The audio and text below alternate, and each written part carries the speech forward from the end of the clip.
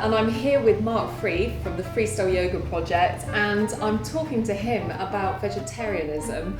And the reason we're going to have a little chat today is I'm very interested in the links between vegetarianism and fitness. So hello Mark. Hello. Hi, and it's great to hear that you're a vegetarian. Good. We need more people like you in the world. I myself was a vegan, but only recently. Okay. My whole life I was a vegetarian, and I just wanted to ask you more about whether you find there's many links between vegetarianism and your level of fitness and the way you work with your yoga. I mean, certainly I've been a vegetarian way before I came across yoga. So I've been vegetarian for about 25 years. Basically half my life, and it was an ethical reason that I chose that path. When I came across yoga, it seemed to go with the territory. It was really important because yoga comes from a Hindu tradition that vegetarianism was the way to be. And I thought I had to be a vegetarian to be a yogi. In fact, of course, that's not the case. But nevertheless, I've found that being vegetarian keeps me feeling certainly lighter than I remember being when I was a meat eater. And I was also very much into physical fitness when I was a meat eater. I was a wrestler, I was a martial artist, I was a fencer. And I don't remember feeling this light, this healthy when I was a meat eater.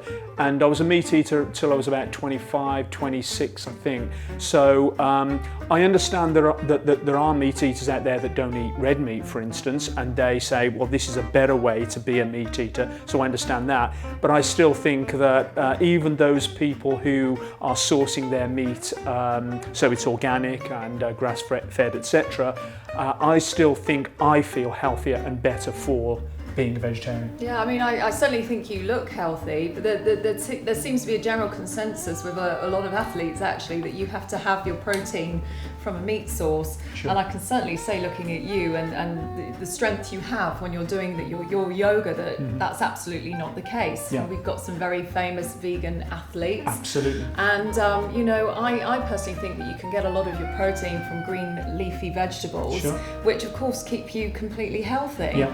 Yeah. And I mean, how do you feel with the people that you work with? Do you feel that a lot of the yoga people that you practice with are vegetarians also? I would say most of them are. I know plenty of exceptions. I know plenty of smokers who are yogis. I know plenty of drinkers who are yogis.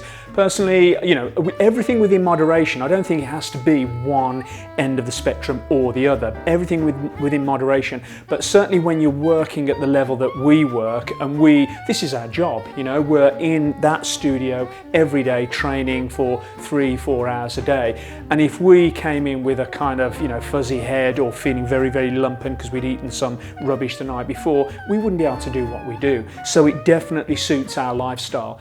For somebody else, they may be able to pull the reins in a little bit but not go whole hog.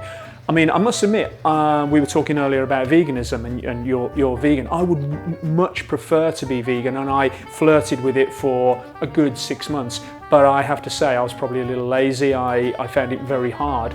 But, again, everything I think you've just got to find your own level, your own balance and work with that. Yeah, and also it is the fact that people, I think, have to think more about how they plan their food. Absolutely. Because when you stop eating meat, it's so easy just to have meat and vegetables on a plate. That's sort of how most people are raised in their family. And when you become a vegetarian, you have to really think about it. When you're doing your yoga, do you have a specific amount of food or type of food that you prefer to eat that you think gives you energy when you're doing the yoga? We eat little and often. I think that's quite a standard recommendation. We tend not to load up. We tend to look at our plate and think, in a second that's going to be in our belly, So we do, we graze, we snack little and often through the day because we need to keep our energy levels up, because A, we're training, and B, we're teaching 3-4 classes a day. So if we start to, of course we do get tired, and one thing that, I know this isn't connected with diet, but one thing that we do consider important is we come in here mid-afternoon and take a half-hour nap. man, we get up and we're good to go. Have another little snack, have a almond milk hot chocolate, and we're good to go. So yeah. If you could give the people out there some advice about perhaps taking on doing yoga and then changing their way of life to become a vegetarian, how would you say you can make the change? Personally speaking, I think it should be gradual. If somebody, and it could work the other way, if somebody was going from a vegetarian diet to a meat-eating diet, that would need to be gradual too.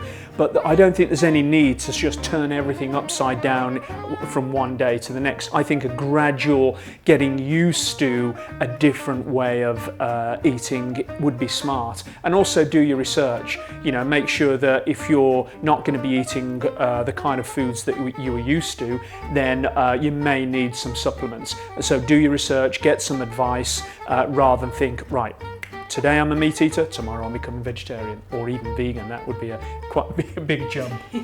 Yeah, some very good advice there. Thank you very much, Mark. You're welcome. Thank you.